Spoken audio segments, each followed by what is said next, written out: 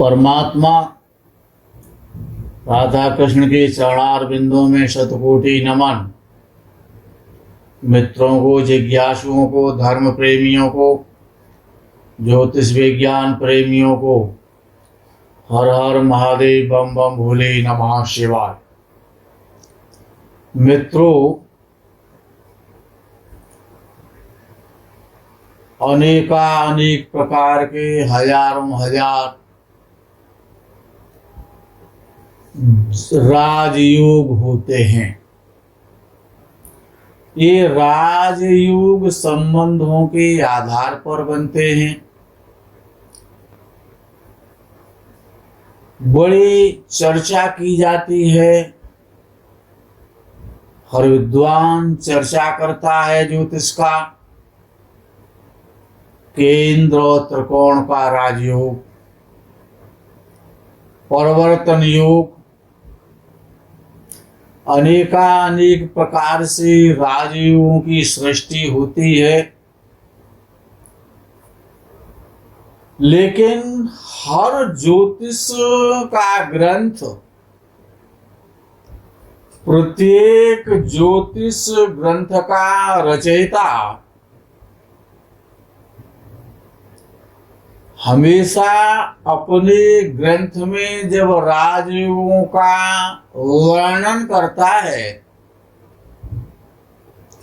वो लिखता है कि एक ग्रह यदि उच्च राशि का हो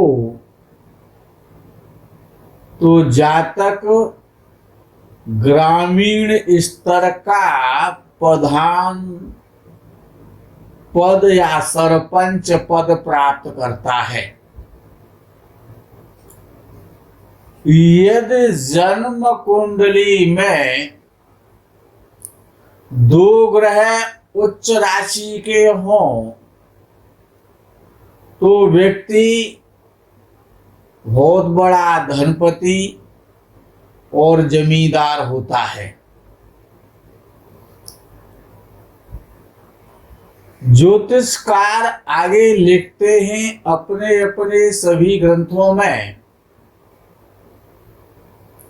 कि यदि किसी की भी कुंडली में यदि 3 ग्रह उच्च राशि के हों तो व्यक्ति बहुत बड़ा किसी बड़े देश का राजा बनता है, या प्रधानमंत्री या राष्ट्रपति बनता है। पहले राजा हुआ करते थे। जब इन ग्रंथों का निर्माण हुआ तो उनकी जगह पर आज प्रधानमंत्री, मुख्यमंत्री या राष्ट्रपति का उद्बोधन, संबोधन, नाम देना समय के आधार पर उचित ही है। कुछ ज्योतिषकारों ने अपने ग्रंथों में ऐसा राजयोगों के विषय में लिखा कि यदि जन्म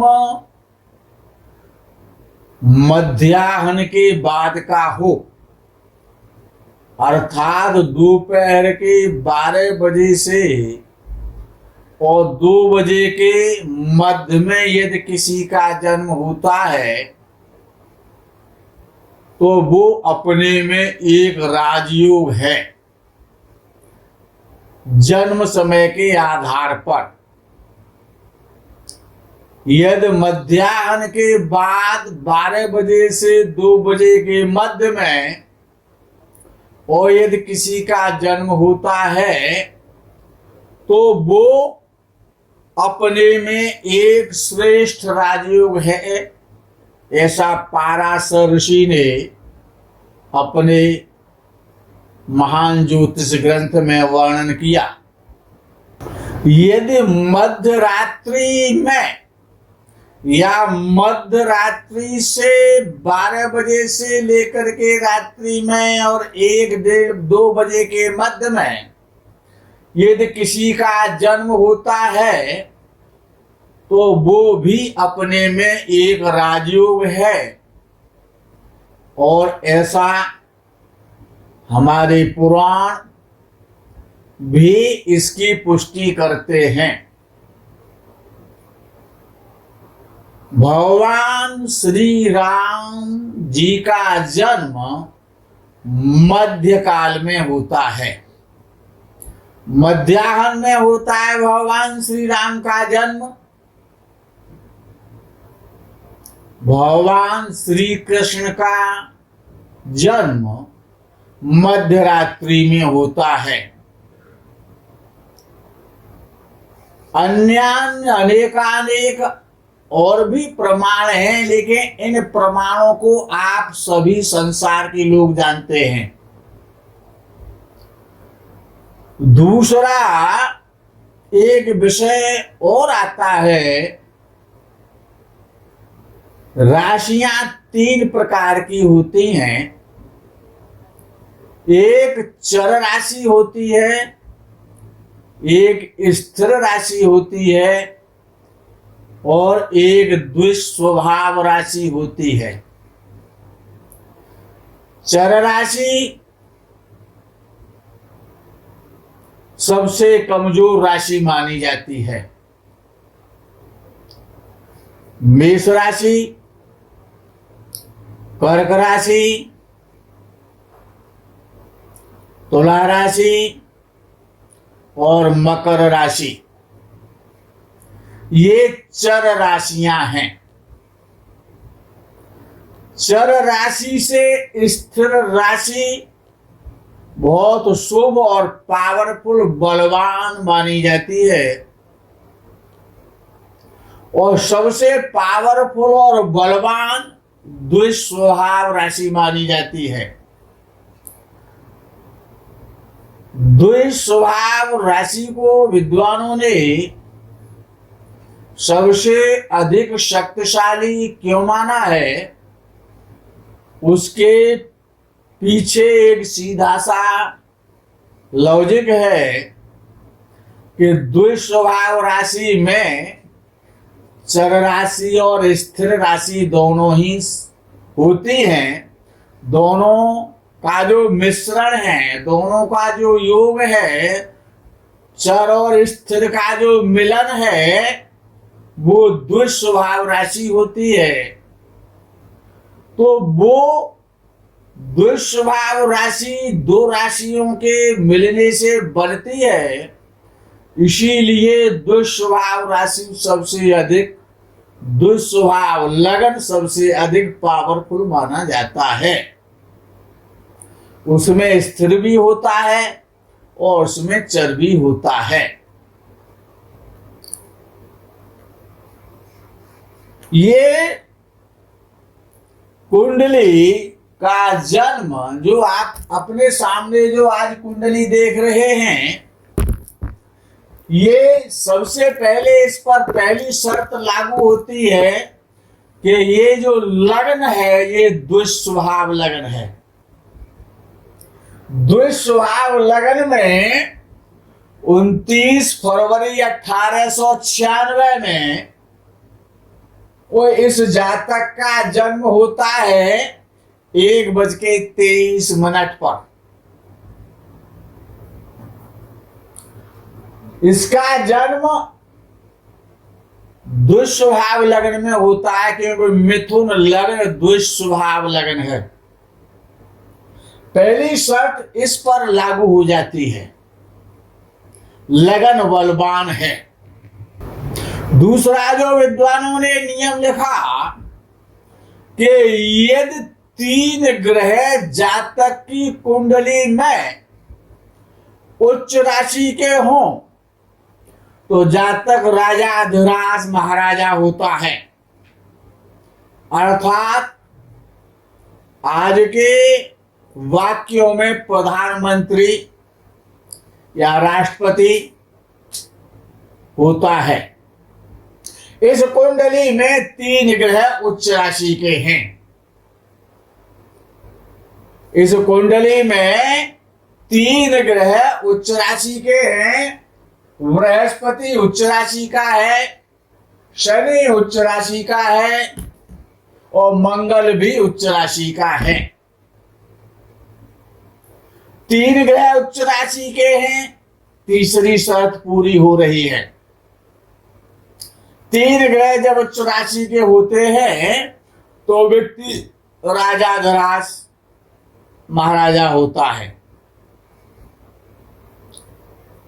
विद्वानों ने यह भी कहा कि यदि कोई ग्रह उच्च राशि का होकर के धन भाव में द्वितीय भाव में बैठ जाए, जैसे कि इस कुंडली में बृहस्पति उच्च राशि का होकर के धन भाव में बैठा हुआ है और कोई उच्च राशि का ग्रह इस धन भाव में बैठे हुए ग्रह को देखता हो, किसी उच्च ग्रह की, उच्च राशि के ग्रह की धन भाव में उच्च राशि के बैठे हुए ग्रह पर जब दृष्टि पड़ जाती है तो व्यक्ति करोड़पति बन जाता है। उच्च राशि का ग्रह धन स्थान में व्यवस्थित हो और दूसरा उच्च राशि का ग्रह अपनी दृष्टि से धन स्थान में व्यवस्थित उस ग्रह को दृष्टि के द्वारा देख रहा हो तो व्यक्ति अपने जीवन में करोड़पति बन जाता है, 10, 20, 50 करोड़ का स्वामी होता है। यदि 2 उच्च राशि के ग्रह धन भाव में बैठे हुए तीसरे उच्च राशि के ग्रह को और यदि अपनी पूर्ण दृष्टि से देखते हैं तो व्यक्ति राजाओं का भी राजा होता है और अरबपति और खरबपति होता है। उसका यश दिग दिगंत में फैलता है और यशस्वी राजा, प्रधानमंत्री, राष्ट्रपति या मुख्यमंत्री बनता है। इस कुंडली में यदि हम देखते हैं शनि उच्च राशि का शनि पंचम भाव में बैठा है जो कि भाग्य स्थान का स्वामी है। अपने भाव से शनि त्रिकोण में बैठा है।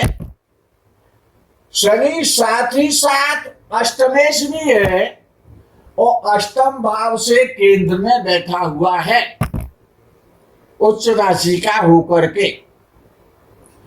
उस उच्च राशि के शनि की दृष्टि बृहस्पति पर 10वीं दृष्टि जा रही है। मंगल उच्च राशि का है जो कि लाभ स्थान का स्वामी है और लाभ स्थान से केंद्र में बैठा हुआ है, 10म भाव में बैठा हुआ है। उस मंगल उच्च राशि के मंगल की दृष्टि भी बृहस्पति पर जा रही है,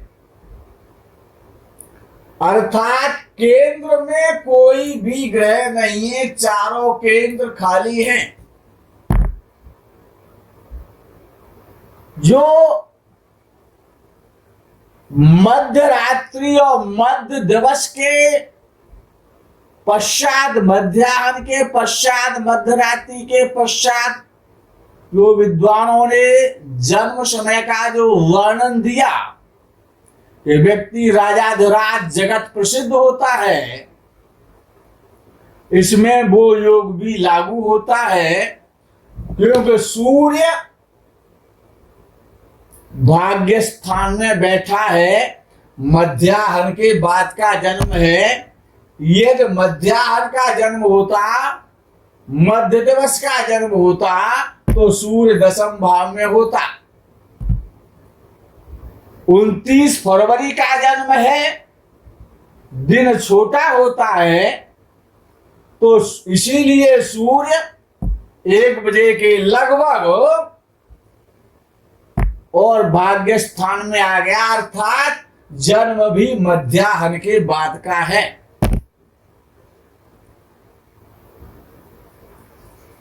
धन स्थान का स्वामी चंद्र पूर्ण बलवान है।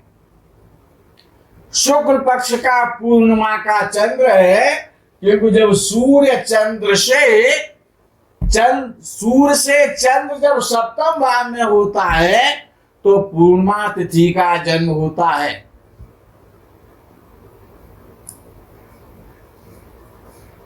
ये एक ऐसे व्यक्ति की कुंडली है, अर्थात चारों केंद्र ग्रह रहित होने के बाद भी लग्नेश अष्टम में बैठने के पश्चात भी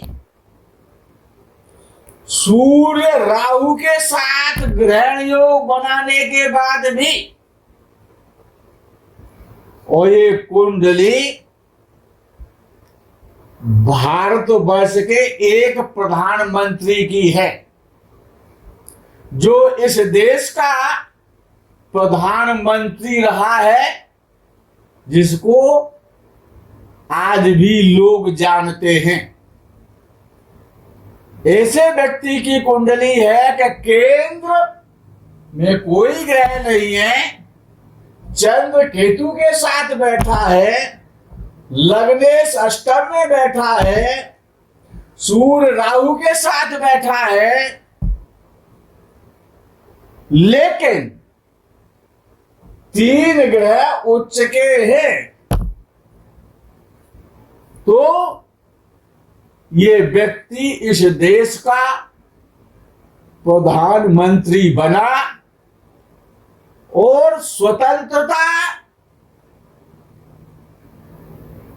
आंदोलन में इस व्यक्ति ने भी हिस्सा लिया और ये जेल भी गया और इस देश का प्रधानमंत्री भी बना। नाम मैं नहीं बताना चाहता हूं, किंचित इशारा कर रहा हूं कि ये इसको एक रोग हो गया था, उस रोग का उपचार ये स्वमूत्र सेवन से करता था।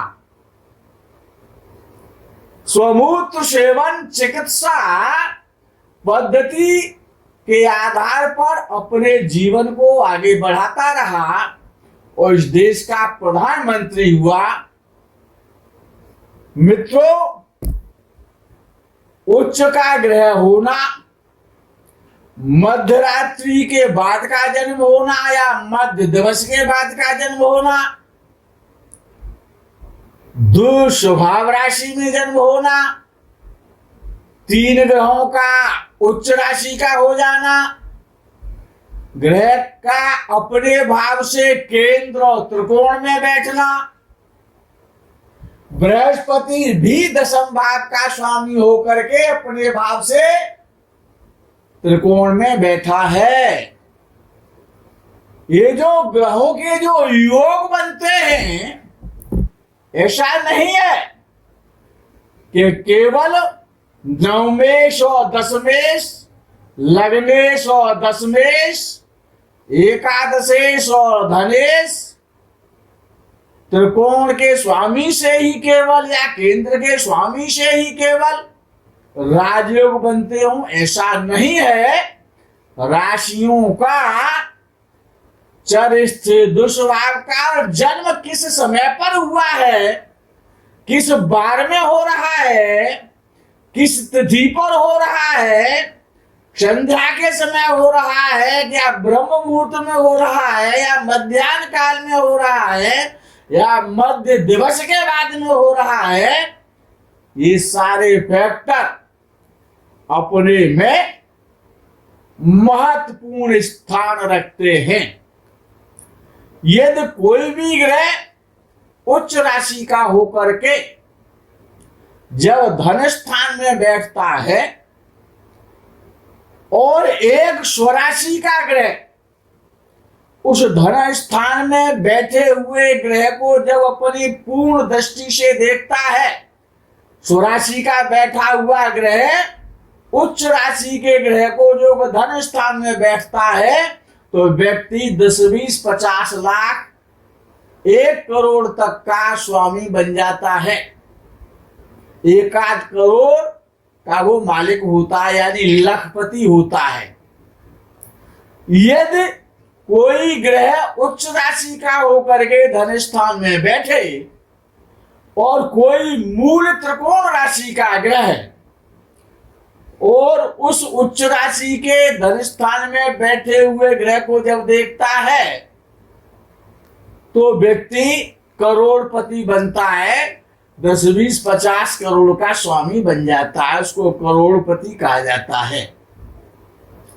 और यदि कोई ग्रह उच्च राशि का होकर के और जब धन स्थान में बैठता है और एक दूसरा उच्च राशि का ग्रह उस धन स्थान में बैठे हुए उच्च राशि के ग्रह को जब पूर्ण दृष्टि से देखता है तो व्यक्ति अरबपति बनता है। मित्रों, इन अगर छठवें भाव का स्वामी या अष्टम भाव का स्वामी या द्वादश भाव का स्वामी, इन 3 भावों में से 2 भाव का यदि कोई स्वामी बन जाता है या 2 ग्रह स्वामी बन जाते हैं, यानी षष्ठेश और द्वादशेश विशेष रूप से जब धन स्थान में बैठे हुए ग्रह को देखते हैं या धन स्थान पर दृष्टिपात करते हैं तो वो धन योग भंग हो जाता है। आज के प्रकरण में यही विश्राम करेंगे। आप अपनी कुंडलियों को निहारें, उनको देखें। आप भी बहुत कुछ कर सकते हैं, बहुत कुछ बन सकते हैं। तो धन योग और राजयोग, राजयोग कम भंग हो जाता है, बनने के साथ साथ इसका भी विशेष रूप से हर व्यक्ति को ध्यान रखना चाहिए। राजयोग गलत नहीं होता है, उच्च का ग्रह गलत नहीं होता है, हमारी सोच अल्प हो सकती है। विश्राम विराम। हर हर महादेव, बम बम भोले, नमः शिवाय। जय गौ माता की।